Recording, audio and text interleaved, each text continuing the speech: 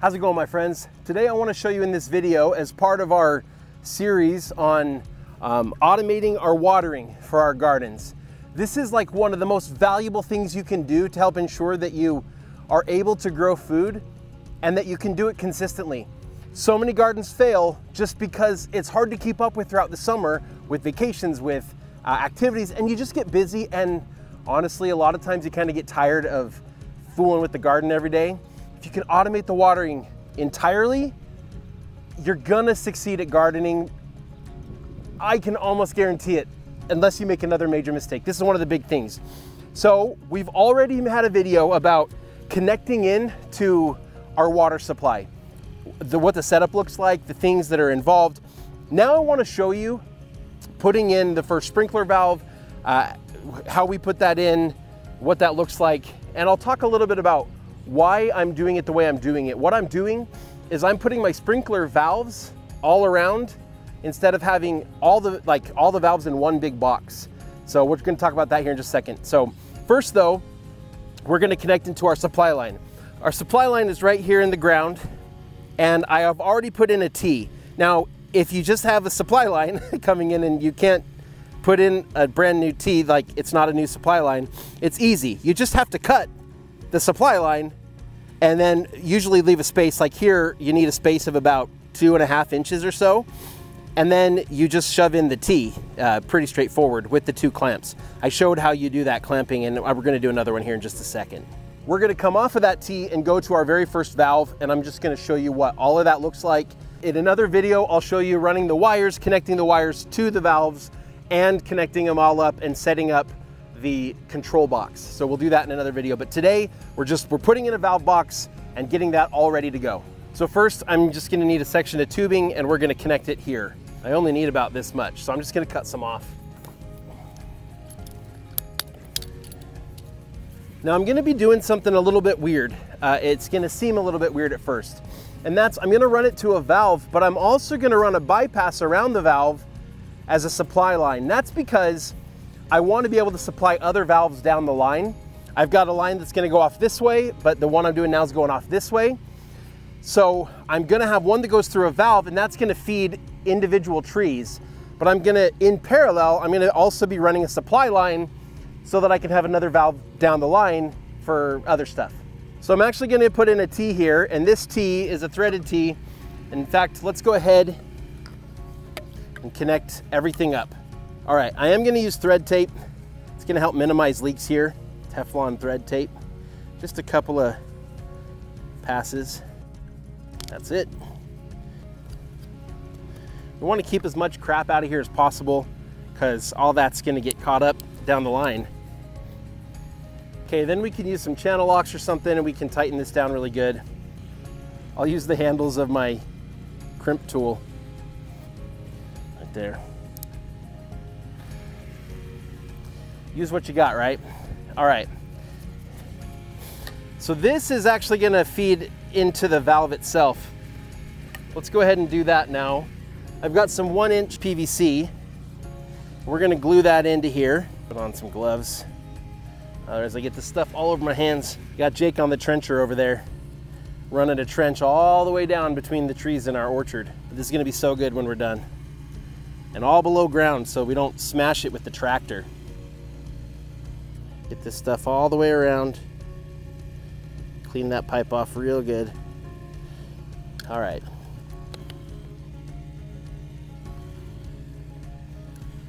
Okay, we're gonna slide that on, give it a twist like that, and hold it in for a second, because otherwise, sometimes because of the pressure buildup with the glue in there, it'll want to push back out.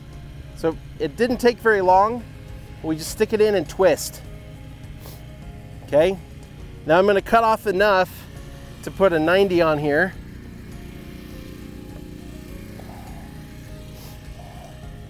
So I only need to about here. Okay, we're gonna stick a 90 on there. Being right-handed, I actually find it's easiest if the end of the pipe is facing the right, so it's easy for me to just come around it this way. Going around it from the other side doesn't work as well. Some glue on there. Oh, I should have primed the other piece so I could glue them both at the same time. All right. Okay, so I'm gonna be coming off at that angle, just straight and parallel, okay? We'll go this way. All right, now while that's drying here for a sec, slide this on. Doesn't matter as much. Normally, I'm just gonna tell you, put the crimp ring on first before you attach it. Here it doesn't matter because the other end's still open, but just get in the habit, because one of these days you'll slide it on and then it's a huge pain to get it back off when you realize, oh, I forgot to put the crimp ring on and I need the crimp ring. Okay, so we're gonna slide that on. You can rock it back and forth a bit until it's all the way on. You can use a rubber mallet, that can help. Something plastic. I don't like to use a metal hammer. I don't want to bang it up. Okay, we'll crimp this.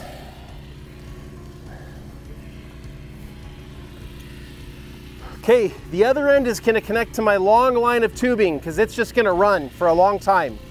So I'm not going to worry about connecting that quite yet. This other piece here, I'm going to be attaching to a little bit more of this because that is going to be connecting to my valve. So let's go ahead and do that next. See, it's kind of a pain to, it's a lot easier to do it over the end like this.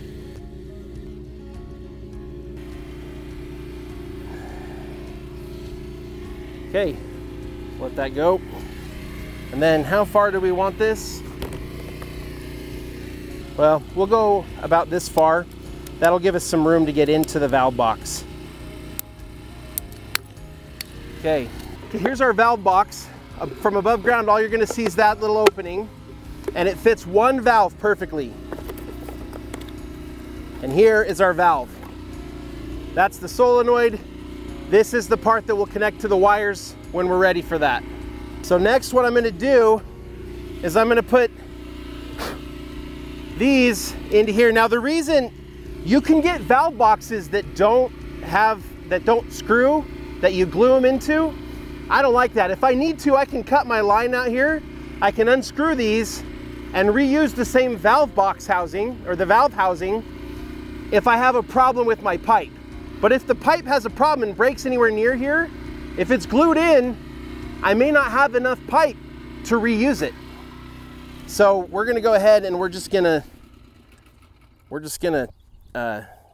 put these in. One in each end. With the Teflon tape also, you want it to be like as flat as you can. Sometimes it'll kind of bunch up and you'll get it kind of twisted. You don't want that. Ideally, you want it nice and flat on there. That's gonna be ideal. And always go like this. Put the threads to your right hand, whether you're right-handed or left, and go around it this way.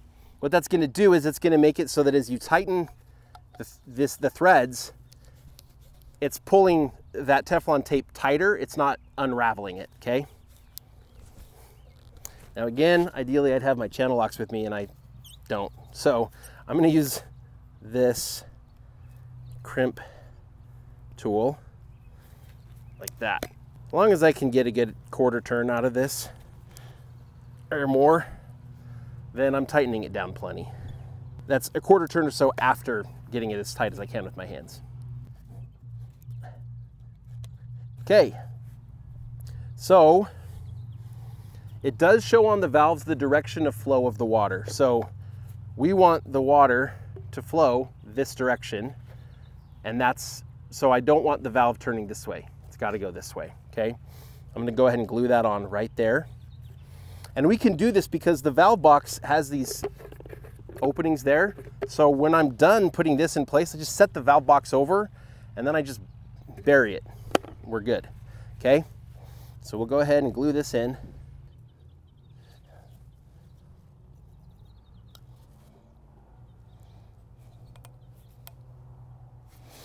Okay, so here I'm ready for the pipe to bypass, and this is just right. And so now I'll connect it all to right here, and put that in place, put the valve box over it, and we'll be good. Crimp ring first, then put this on.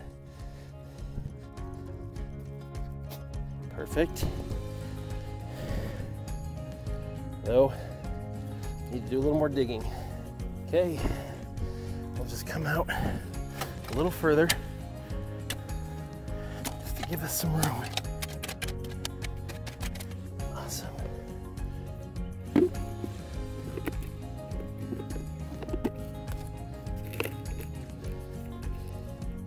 Now we're not going to bury it yet because, as you can see, I need to be able to run the sprinkler wire along the pipe and through here. And also I need to come off the other side still.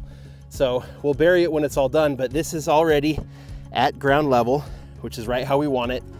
And then I'll run that other bypass line right off of there. So at least for hooking up the water, that is exactly how you connect a sprinkler valve. We run a water line to it and through the other side. Just make sure it's pointed the right direction and make sure that you can run your sprinkler wire to it, which we'll do in another video. We'll see you there.